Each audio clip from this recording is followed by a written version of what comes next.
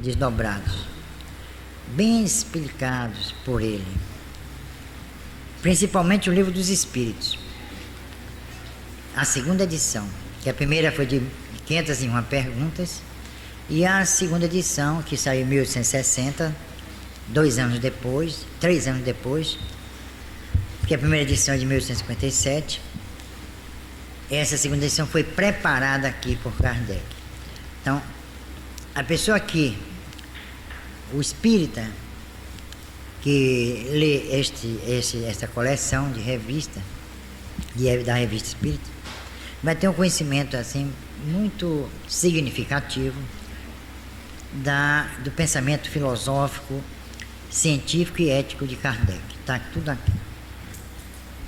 Uma coleção dessa custa quase R$200, não é? Talvez até aumente, que está tudo aumentando aí, né? Estão dolarizando a economia. Então, vocês veem que é quase 200. Então, nós fizemos uma rifa. Um bilhete é R$3, né? E 2, 5. Então, é a oportunidade de vocês conhecerem essa obra. E muita gente, e me permitam dizer, até espíritas, militantes, dirigentes, não conhecem essa obra. Por sinal, é lamentável de o espírita não conhecer essa obra aqui. Eu quero até neste ano, se tudo correr bem, e mesmo que tudo corra mal, eu quero ver se eu faço um seminário sobre isso aqui. É muito importante, porque nunca se fez seminário no Brasil sobre a Revista Espírita. E aqui está a codificação desdobrada. Quem quiser entender a codificação, é só ler aqui. Então nós temos esse bilhete. Não sei quem é que está vendendo aí essa rifa. É Cristiane Amaral. Então vocês querendo, é uma oportunidade, viu? Raríssima. Hein? É só contar. 1, 2, 3, 4, 5, 6, 7, 8, 9, 10, 11, 12. São 12 volumes. Eu vou ver se, para quem tirar, eu vou ver se acha o índice remissivo de toda a coleção. Hein? Só vende a coleção toda. Não vende. Fizeram aí fascículos, né? Mas não completaram a coleção. Só foram até o 4º volume. E aí acabou. Porque não teve saída. O pessoal da editora perdeu uma fortuna porque ficou tudo infusado. Porque ninguém quer saber disso aqui não. Quer saber de outras obras. Até de Herculano Pires. Hein? O que é que tem? Não faz parte, né? Saiu separadamente. Foi a publicação de um espírita em São Paulo. Publicação, hein? Pode adquirir. Aí esse daí é mais fácil para adquirir. É para consulta, para vocês saberem tudo por assunto, né? Tudo que está aqui dentro. Por exemplo, obsessão. Aí vocês vão ver. Obsessão desdobrada aqui em vários volumes. Aí vocês vão ter um conjunto de trabalhos sobre a obsessão. Mediunidade, aí vocês também. É para quem quer estudar, né? Não é? Bom, e amanhã nós vamos ter o nosso luau, né? Estão rotulando de luau. Sabe o que é? É aí na praia, aqui, ó. A praia aqui, ó. O muro aqui do nosso centro dá na praia, né?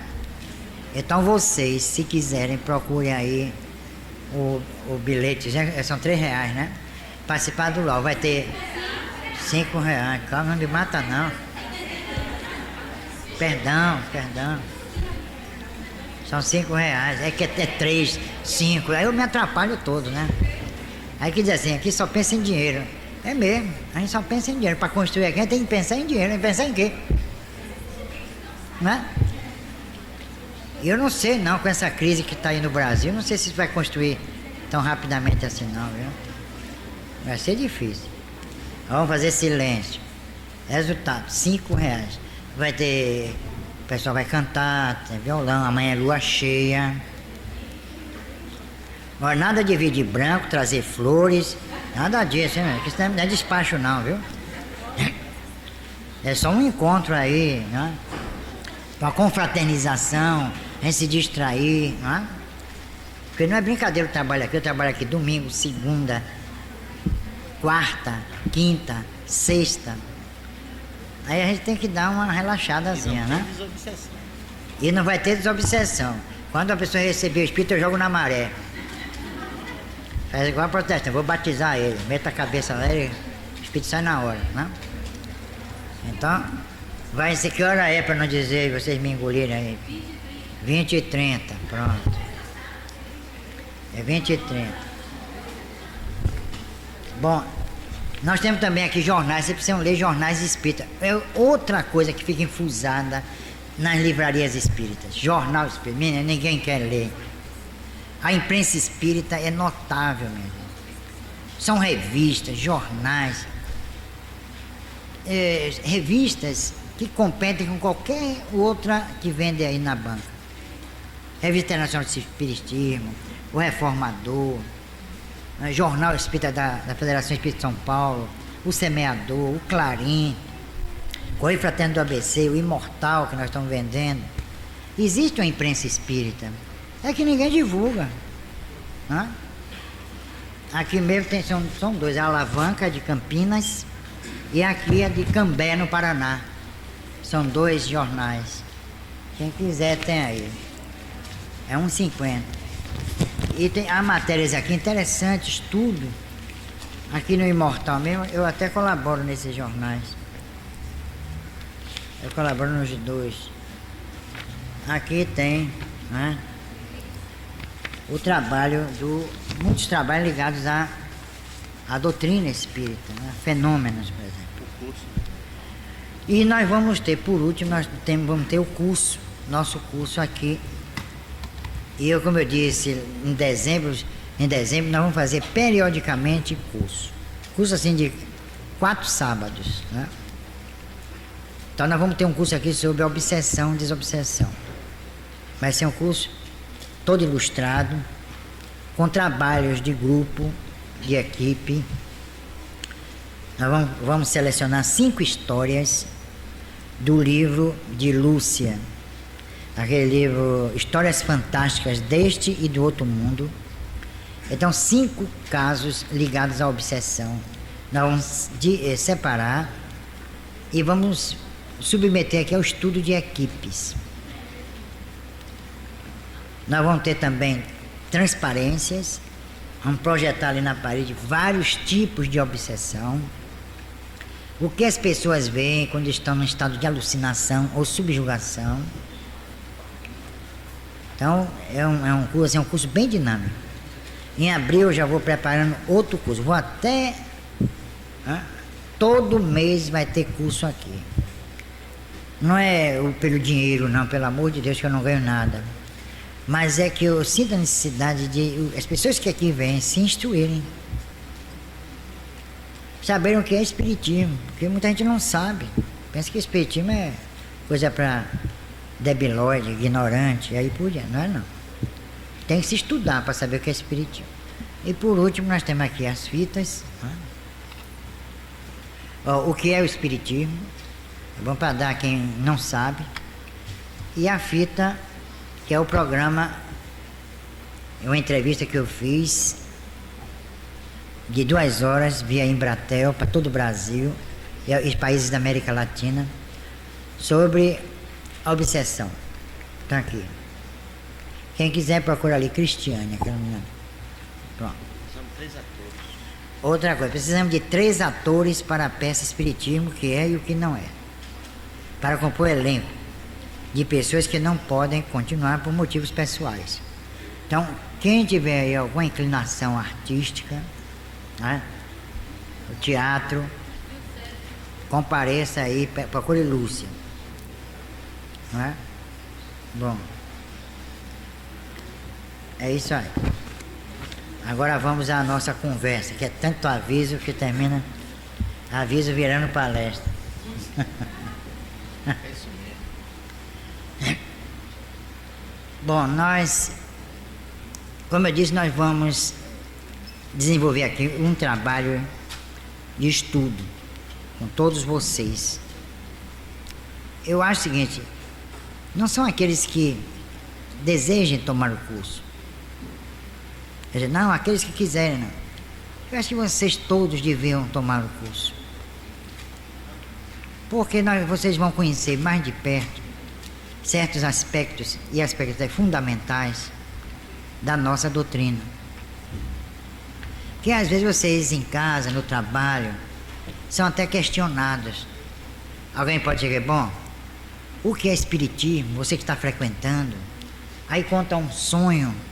Eu tive um sonho assim, assado. Né? Aconteceu isso comigo. Em casa os objetos estão sumindo. Eu estou vendo vultos dentro de casa. Né? Quer dizer, há uma série de fenômenos que ocorrem, né, nas nossas casas e que muitas vezes nós não temos como explicá-los. Um vulto que passa, às vezes passa, não sei porque muita gente já me diz assim, Bernardo, eu vi um vulto passando do banheiro para o quarto. Eu não sei o que o espírito foi fazer no banheiro, né? Mas já passam assim, como fosse um relâmpago, a pessoa vê, eu vi um vulto. Por que vocês veem esses vultos em casa? Objetos que somem. A gente precisa explicar tudo isso. Porque há aquelas pessoas que tentam explicar, mas não conseguem e não podem. Se vocês forem perguntar a um protestante, vai dizer que é o demônio que está lá de sua casa, na casa de vocês. Se perguntar ao católico, idem. E daqui a pouco ele até faz um exorcismo. Aí vai todo mundo lá, canta, e faz Ave Maria, e Pai Nosso, e quem Deus Padre, e sei lá, é tanta coisa. E não adianta nada, espírito fica rindo disso. Eles caem na gargalhada. Eu já investiguei um caso de poltergeist. Poltergeist é a palavra alemã, que significa espírito perturbado, né?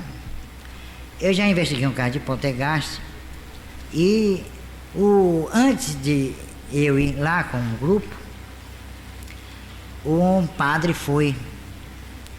E aí começou jogando água benta na casa, e todo mundo cantando, aquela coisa linda, e de repente um cinzeiro partiu de lá, que se o vigário não abaixasse a cabeça a Deus, minhas encomendas.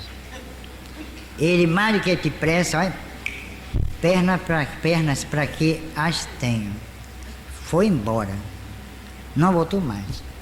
Aí eu fui lá com o grupo e conseguimos fazer com que os espíritos se manifestassem e aí dissessem o que estava acontecendo e por que estava acontecendo. Né? Havia um médium na casa que dava reforço, vamos dizer assim, né? Mediúnico ao espírito. Então esses acontecimentos ficam sem explicação. Então eu vou fazer cursos sobre o assunto. Nesse agora de obsessão e desobsessão, nós vamos fazer o primeiro sábado de fevereiro, o terceiro sábado, porque o segundo é de carnaval, esse sábado de carnaval a gente suspende, então o primeiro, o terceiro, o quarto e o 1º de março. Já em março até abril nós vamos fazer outro curso. Vamos fazer um curso sobre aparições, visões e aparições, é o curso. Que é visão, que é aparição. Independentemente disso, nós vamos ter um seminário em abril. Eu, Djalma Argolo, Medrado, que vai abrir, José Medrado, e Adenauer, que também vai participar do nosso seminário em abril. Nós estamos tentando aí a Faculdade de Direito da Universidade Federal da Bahia. Então o José Medrado vai abrir e nós vamos tratar do Velho Testamento e dos Evangelhos. Aí nós vamos trocar ideias a respeito. Porque nós espíritas precisamos aprender o que está lá no Velho Testamento. como também nos evangelhos. Porque os evangélicos tentam espremer os espíritos. Eu já vi espírita em programa de televisão, aquela 25ª hora. Não sei se vocês conhecem esse programa, eu assisto. Eu quero estar por dentro, quero saber o que está acontecendo, não é? Nos bastidores da obsessão, não é? Nos bastidores. Aí eu quero saber o que está acontecendo. Resultado, foram 5 pastores e 2 espíritas. Espírita até de nome, lá em São Paulo, no Rio de Janeiro. Os 2 sabiam espiritismo e muito bem. Mas quando os pastores levavam para o Velho Testamento, eles caíam, porque eles não sabiam. Eles não conheciam. Não tinham como refutar. Então é necessário estudar o Velho Testamento? É, sim. Os evangelhos também. Nós vamos estudar os evangelhos, não só os evangelhos canônicos, os sinóticos e o de João. Nós vamos estudar também os evangelhos considerados apócrifos, que não são. Porque entre 70 evangelhos a igreja escolheu 4. Pronto. Ficou ao gosto dela. Quando os outros também são autênticos, como o de Tomé mesmo, é o mais importante e verídico evangelho que existe. Basta dizer que os 4 evangelhos, principalmente os sinóticos, são baseados em Tomé. Eu sei porque eu fiz um estudo comparativo e fiz aqui um cursozinho sobre os evangelhos, que nós vamos ampliar e aprofundar no mês de abril. Ou então no mês de maio, porque vai haver o congresso estadual, né, da Federação Espírita do Estado da Bahia, de que eu vou participar, e o nosso seminário. É bem provável que nós façamos esse trabalho em abril, em maio e junho. Maio sobre aparições e visões, incluindo aí trabalho de poltergeist, né? E problema de manifestação anímica no nível de assombração, ou manifestação mediúnica, ou anímica ou mediúnica, e aí por diante. Então nós estamos tentando fazer aqui no nosso teatro, no nosso centro, fazer um trabalho de esclarecimento, de levar as pessoas à doutrina espírita sob vários ângulos, porque ela é uma ciência, uma filosofia de consequências morais. A gente não pode ficar sob uma ótica, né, ou perfilhando apenas um dos aspectos da doutrina, o aspecto religioso, o aspecto moral. Nós temos também que falar em ciência espírita, porque Kardec primeiro pesquisou, e da pesquisa resultou no Tratado de Filosofia, que é o Livro dos Espíritos. E aí ele daí dimanam as consequências éticas. Aí vocês vão ver nos evangelhos. Os 3 livros, Livro dos Espíritos, Livro dos Médiuns e Céu e Inferno, é um trabalho de Kardec para afirmar os alicerces da ciência espírita.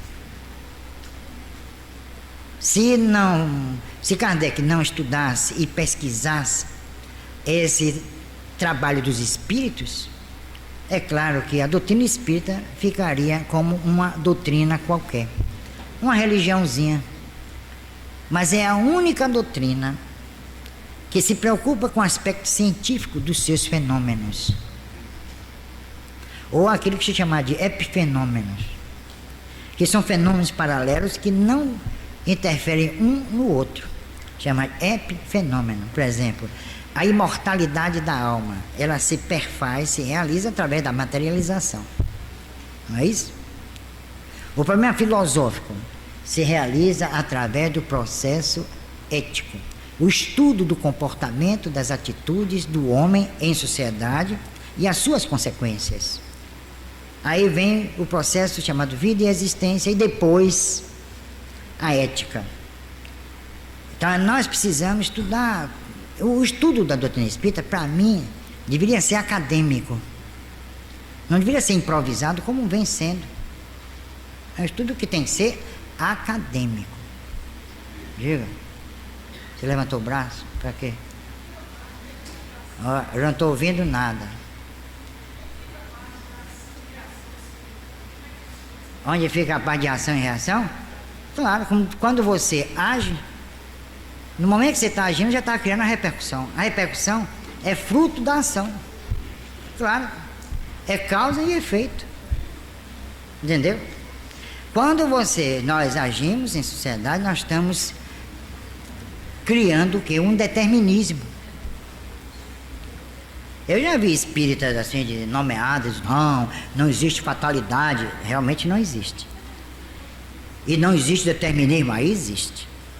Que o determinismo não é de Deus para o homem, impondo ao homem certas condutas, como vocês veem, um certo tipo de conduta, como você vê nos 10 mandamentos.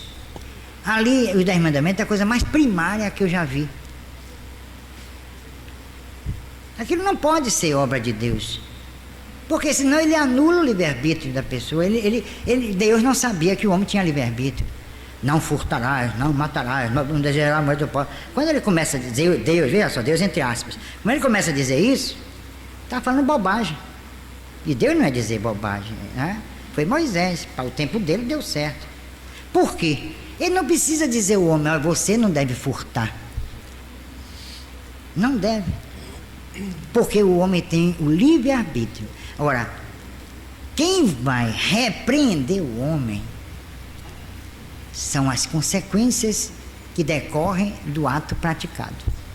Então o homem é arco e flecha da sua própria vida. Ele age e recebe as consequências do ato. Então Deus não podia sair dos seus cuidados, dizer, você não vai furtar, você não deve fazer isso, Deus não deve adulterar. Que Deus é esse que não conhece o homem? Não sabe que o homem tem o livre-arbítrio? E o exercício do livre-arbítrio geralmente suscita, não é? Imediatamente a reação. Repare Jesus, ele só destaca dos 10 mandamentos o caput: amarás teu Deus por todas as coisas, ao próximo como a ti mesmo. Pronto, ele não se refere a mais nada. E se vocês virem isso em algum evangelho, botaram lá. Aí ele diz, a cada um segundo as suas obras. Aí Jesus fala em lei de causa e efeito, em livre-arbítrio. Livre-arbítrio vocês podem fazer o que der na telha de vocês. Agora, vocês têm que arcar com as consequências. Isso é mais do que justo. É muito justo, é justíssimo. Não? Eu estou agindo aqui, eu vou ter que responder. Isso, minha gente, é inevitável. E funciona em nível individual e coletivo. Em nível político, social, emocional, psicológico, etc. Isso a doutrina espírita revelou a partir de 1857 e foi realmente um Deus nos acuda no seio das religiões ocidentais, ou melhor, da religião ocidental e seus derivados. Tremeram nas bases, meu Deus, acabou a religião. E acabou mesmo. Se pensar à luz desses pressupostos, a religião acabou. Não tem mais sentido. O Deus perdoa e tal, os seus pecados serão... Criou um homem irresponsável a religião. O homem se tornou irresponsável. Porque ele apronta, Deus vem, perdoa. Aí vira um círculo vicioso. Por que o perdão? Porque só se acredita em uma só vida.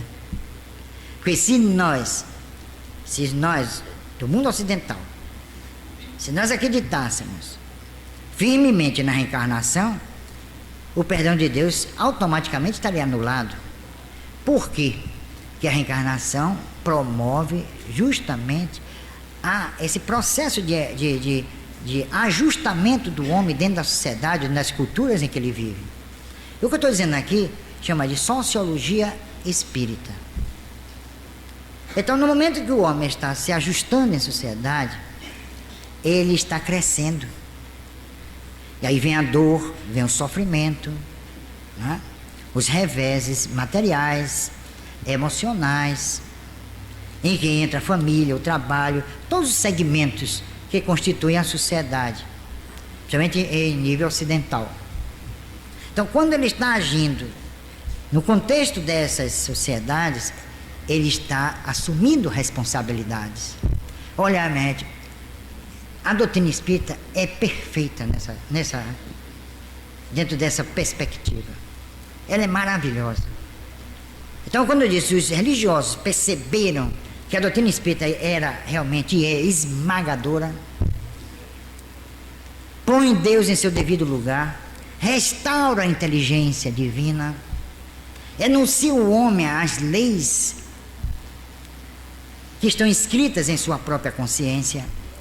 A partir desse momento, aí começou um trabalho pernicioso, torpe, de amesquinhar e de humilhar a doutrina espírita. Aí vocês veem hoje aí na nossa sociedade de terceiro mundo, onde a doutrina espírita, coitada, está se sustentando, Deus sabe como. Aí vocês veem aí fora as pessoas, mas você, uma pessoa, já me disseram isso, vejam só que asneira. Você, Bernardo, uma pessoa inteligente, se metendo com essas coisas de espiritismo. Eu olhei assim pro freguês. Eu disse, vem cá, você sabe o que é espiritismo? Ah, espiritismo é coisa para ignorante. Eu digo, ah, é? Então vamos conversar sobre espiritismo. Aí nessa hora, vem aquela velha presunção, velha, atávica e paligenésica presunção. O orgulho me toma. Eu disse, então vamos falar sobre dialética e epistemologia espíritas para você. Tá bom? É isso que é espiritismo. Aí o orgulho, todos nós somos orgulhosos. Olha, não acredito naquele que vai dizer, não, eu sou humilde, eu não sou nada. Precisa de um psicólogo urgente, clínico, e de uma desobsessão em regra. Que faz parte de nossa natureza, nós não podemos negar a nossa natureza. Agora, temos o dever de restringi-la. Aí sim, de limitar. Aí é que está a luta do homem, não é superar suas inferioridades, é limitar suas inferioridades. É aí que está o mérito. Por isso que os espíritos disseram a Kardec, se conhece o bom espírito por aquele que se esforça para se melhorar. Está lá no Evangelho segundo o Espiritismo. Então, eu estou me esforçando para me melhorar. Ora, se eu estou me esforçando para me melhorar, e eu acredito que vocês também, é porque nós não somos bons. O óbvio aí é mais do que o lulante. Aliás, eu não estou aqui para ser bom. Eu estou lutando para deixar de ser ruim. É aí que está o desafio. Porque ser bom pode ser até uma máscara. Cheira a hipocrisia. Não é?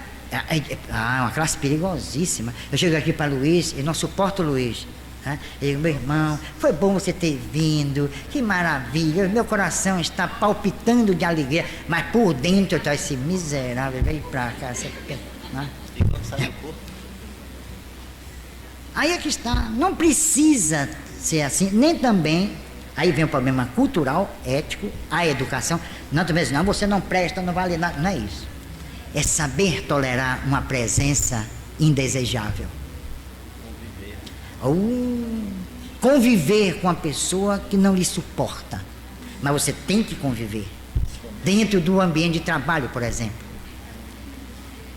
Olha, é um desafio. E feliz naquele que vence a antipatia. O verniz da educação, né, Bernardo? Sabe se controlar, sabe se domar. É aí que está o mérito. Quando eu vejo falar em autoiluminação, eu falo sempre aqui, eu digo, isso não existe. Eu não quero sair daqui iluminado. Para quê? Só se eu pretender iluminar o umbral, aí eu vou, né? Chego lá com aquela luz toda, pronto, vamos acabar com as trevas aqui, minha gente. Chega de trevas. Então já leva até para o anedotário, né? Resultado, a doutrina espírita, quando ela surge, ela criou realmente um frisson entre os franceses. E a revista espírita era um instrumento de que se valia Kardec para contestar os opositores da doutrina. Quem tirar aí no sorteio vai constatar isso. pessoal pensa que Kardec era aquele indivíduo humilde, recolhido, que não participava da sociedade. Ele participava. Ele falava 8 idiomas, é um homem de uma inteligência invulgar. Um pedagogo formado na escola de Pestalozzi, que foi praticamente companheiro de Pestalozzi. E aí o pessoal pensa que Kardec ficava lá, contactando com os espíritos, fazendo o livro, elaborando as perguntas. Ele participa da sociedade. A revista Espírita, por exemplo, me revelou uma faceta de Kardec que eu no início, antes dele, não sabia. Ele era crítico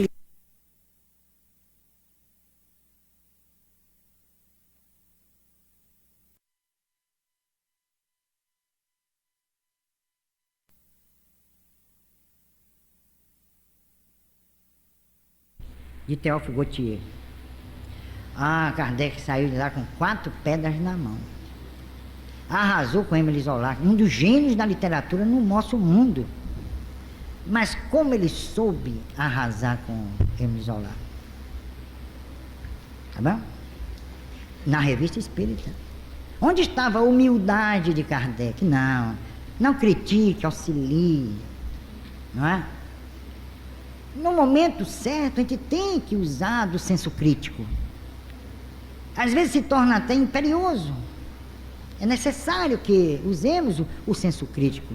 Ai de nós se perdêssemos o senso crítico. Que a vida é um processo de análise. É substancialmente um processo de análise. Nós não podemos fugir da crítica, ela faz parte da nossa natureza e da nossa interação ética, política, social com o grupo onde nós vivemos. Nós exercitamos a crítica sem perceber, muitas vezes, porque é uma necessidade básica do próprio espírito. Exercitar a crítica, o senso crítico, um exemplo bem típico, o remorso, o arrependimento. É o exercício do senso crítico. Quando nós nos analisamos, quando temos a coragem de nos analisar, de dizer assim, hoje eu fui invejoso. É duro. Olha, é duríssimo até. A pessoa se reconhecer invejosa. Porque muita gente diz assim, olha, eu não tenho inveja nenhuma, já superei isso, não superou ainda não. Mas não mesmo. Ela pode limitar, mas ali está. E tem uma coisa interessante, no exercício do senso crítico, a gente precisa ter cuidado para não haver exacerbação. Porque quando a crítica é leivosa, ela entra no terreno da inveja, do despeito. Aí é o cuidado que tem para não se ultrapassar determinado limite. E quem impôs esse limite, quem impõe esses limites, somos nós mesmos. É o processo crítico que é ligado fundamentalmente à pedagogia. Sem crítica não pode haver pedagogia. Isso Piaget disse tranquilamente. O próprio Pestalozzi, quando ele faz com seus alunos uma análise da natureza, que a pedagogia pestalozziana é ligada fundamentalmente à natureza, no que diz respeito às causas e os efeitos, ele está exercendo uma crítica, chamada crítica natural. Quando nós estudamos o Espiritismo, nós estamos também exercitando o nosso senso crítico. Quando nós dialogamos com alguém, quando nós estamos expondo ideias e valores. Então a doutrina espírita convida a tudo isso, a todas essas reflexões, essas elucubrações filosóficas, éticas, sociológicas, antropológicas. É isso que nós vamos encontrar no Livro dos Espíritos. É sofisticadíssimo. Se a encarnação é um processo de análise, a desencarnação então é um processo de síntese? Aqui é um processo de análise, a vida é um processo de análise. A desencarnação seria um processo de síntese. Como você pode desdobrar isso? Olha, quem disse isso foi Gelei, Gustavo Gelei, né? No livro do Consciente ao Inconsciente. Ele disse uma coisa interessante. O processo de análise é aquilo que nós percebemos dentro do plano existencial corpóreo. Aí nós falamos em consciente, não é isso? Nós vamos percebendo as coisas, identificando. Tá? Quando nós nascemos, encontramos já uma sociedade com seus valores já cristalizados, já consolidados. Aí nós vamos interferir na sociedade até certo ponto. De outra forma, nós temos que nos conformar com os valores pré-instituídos antes da nossa chegada aqui. Então esse é um processo chamado consciente, de avaliação, de crítica, que todos nós exercitamos, e às vezes há aqueles que não percebem isso. Por isso que o Espírito veio e disse muito afoitamente e sem base: não critique, auxilie. Esse Espírito errou fragorosamente. Não vou dizer o nome, para não causar polêmicas. Resultado: o processo de síntese é justamente ligado ao inconsciente. Aí vem Gelei, Gustavo Gelei, um ilustre desconhecido no movimento espírita baiano e brasileiro. No livro do Consciente ao Inconsciente, ele faz um trabalho notável. Ele estabelece as premissas da existência do homem dentro da sociedade, dentro das culturas, e o homem após a morte. É aí que nós vamos encontrar o tal processo de síntese, que está justamente na vivência do homem dentro da sociedade imponderável, incorpórea. Os valores que ele aprendeu aqui e apreendeu aqui não vão servir em base para a sua vivência no plano espiritual, porque lá, embora a lei de Deus seja genérica, abarque os dois planos. Lá há especificidades em nível cultural, ético e social, próprias dessa especificidade do espírito desencarnado. Mas, como a maioria não sabe que desencarnou, porque a maioria aqui é informada de que tudo se acaba no túmulo, e uma parte é informada que quando a morte sobrevém, o espírito vai para uma instância no mundo espiritual chamado paraíso, ou então vai para o inferno. Resultado: os espíritos ficam desesperados. E aí se aproximam de outros espíritos e criam situações próprias dos suas ideias, dos seus valores, dos seus estratos culturais, etc. Então o que é que acontece? Eles tentam recriar no mundo espiritual o mundo físico. Aí é que está. Há vantagem nisso? Há. Porque tem que haver uma continuidade biopsíquica para a próxima encarnação. Esse intervalo, esse espaço de tempo, esse interstício entre uma reencarnação e outra, não pode ser longo. Tão longo que o espírito perca as suas origens, as suas raízes conscienciais, analíticas, dentro da sociedade em que ele viveu. Então eu fico caco, botando minha barbinha de molho, quando eu vejo uma informação dizer que um espírito tem mais de 2000 anos no mundo espiritual, tomando como base o tempo no mundo corpóreo, porque o tempo no mundo incorpóreo é indimensionável. Não se pode dimensionar o tempo fora do contexto do mundo corpóreo. O nosso tempo é basicamente regulado pela circunvolução do planeta, não é isso? Basicamente. Tá? E aí é que está o grande enigma.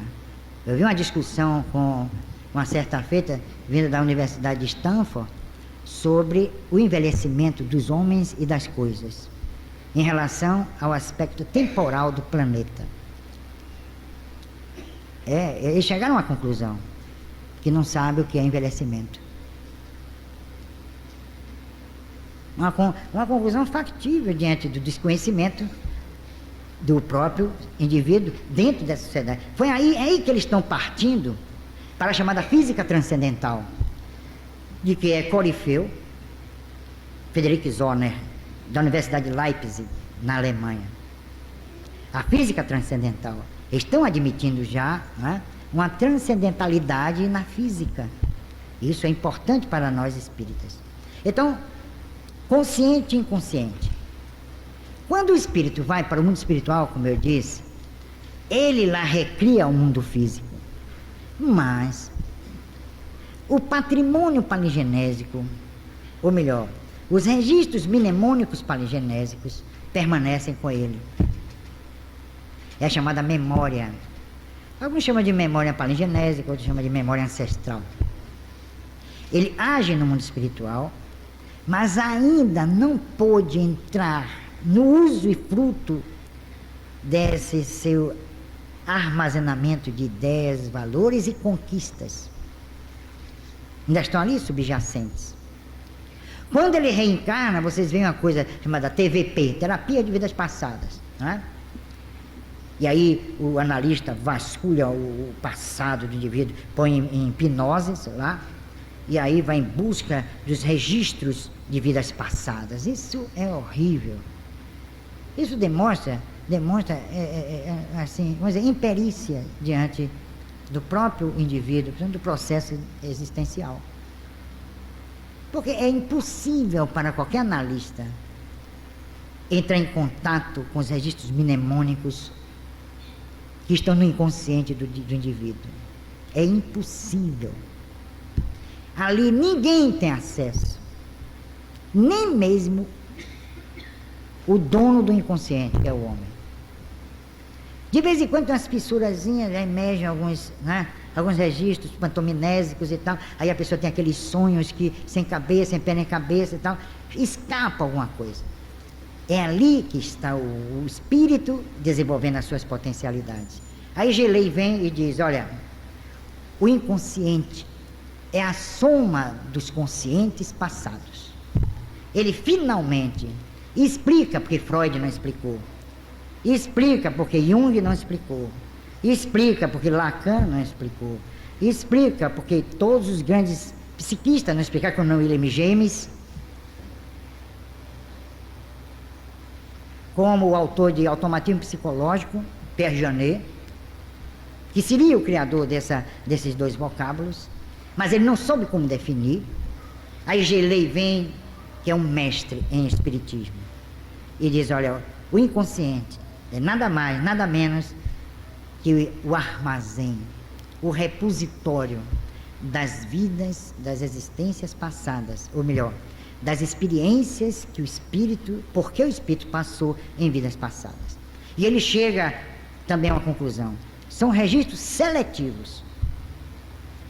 Nós, espíritos, não precisamos registrar o que a gente comeu no dia tal, assim, a não ser que aquele fato esteja ligado a algo que traumatizou o espírito, ou marcou aquele dia e aquele momento em que ele estava se alimentando. Você me pergunta, põe em hipnose, perguntar a uma pessoa, você comeu no dia 20 de abril de 1970, a pessoa não vai dizer nunca, porque não há registro. Todos os registros mnemônicos dizem respeito à vida moral do espírito. Agora, se ele passou fome, vejam só, isso lhe marcou, lhe traumatizou, ali está o registro. Então vem o pessoal da TVP que dizem, os experts, que só quem deve fazer TVP é psicólogo. Eu não acho, eu acho um erro crasso. Porque no currículo da Faculdade de Psicologia não se fala em alma, a não ser na psicologia, o estudo da alma. Aliás, deviam até mudar, porque a psicologia é o espiritismo, nós é que estudamos a alma. Então ali não se fala em reencarnação, não se fala em imortalidade, não se fala nada disso. Quem está realmente preparado para fazer esse trabalho, que não é clínico, é o espírita estudioso, é o pesquisador espírita, esse sim. Mas psicólogo não. A não ser que o psicólogo, como está acontecendo, venha para dentro dos centros aprender alguma coisa. Depende do centro em que ele vá. Porque eu já encontrei muitos psicólogos espíritas que jamais leram Gelei. Aí é que está. Então, olha, Gustavo Gelei foi realmente um gênio. Ele explica o processo do inconsciente. Aí, resultado, nós vamos desenvolvendo nossas potencialidades de uma forma inconsciente, até que nós tenhamos condições de entrar em contato com esse processo de sabedoria que vamos armazenando através do tempo. Isso não obsta, isso não impede que nós hoje, depois de tantos milhões de anos, desde as formas protozoárias até o Homo sapiens, eu não acho que haja Homo sapiens, né? Eu considero Homo habilis, até hoje nós estamos desenvolvendo nossa capacidade de existir e de construir as sociedades. Por enquanto são injustas, são questionáveis os seus valores. Nós metemos os pés pelas mãos, querendo regimes políticos, conforme a nossa incompetência, como acontece no Brasil. Nós criamos também situações em nível educacional, pedagógico, que são situações lamentáveis. Porque o aluno de uma universidade, ensino ali acadêmico, em todas as profissões, todas, chegam à conclusão de que nasceram realmente para a morte. Uns até param e dizem assim, mas que adianta eu progredir tanto moralmente? Eu me esforçar para domar as minhas paixões, para me estiolar brutalmente no túmulo como um rato? Porque não existe alma, não existe espírito, não existe sobrevida. Então, o porquê da existência? Essa pergunta crucial que o Espiritismo respondeu, e respondeu de uma forma científica, filosófica, ética. Então, a doutrina espírita, para mim, é o leitmotiv de minha vida. Não fosse minha família e o Espiritismo, eu viveria assim, mas não sabia porque estava vivendo. Eu ia morrer e não sabia porque estava morrendo. Mas agora eu sei. Não me sinto feliz por saber. Não é isso. Muito pelo contrário. Às vezes eu me sinto deslocado numa sociedade brutalmente materialista. Ou melhor, nihilista. Porque materialista eu também sou. Porque eu lido com um estado da matéria que pode ser visível e palpável. Como a força psíquica de William Crookes, a que nós chamamos de ectoplasma. Então, gente, espiritismo é isso, grosso modo. É uma síntese que nós tentamos fazer aqui hoje para vocês. Muito lacunosa, diga-se de passagem. Mas se vocês quiserem conhecer mais, estudem. Porque sem estudo, vocês jamais vão saber o que é espiritismo. Não se deixem embair pelas conversas das pessoas tidas como ilustradas no movimento espírita. Vão lá e confirmem. Tudo que eu disse essa noite, procure as fontes. Principalmente o Livro dos Espíritos. E vocês vão sentir que tudo que eu disse nesta noite de sexta-feira tem como base o pensamento de Kardec, que para mim foi um gênio da humanidade. E que gênio! E o pensamento dos espíritos.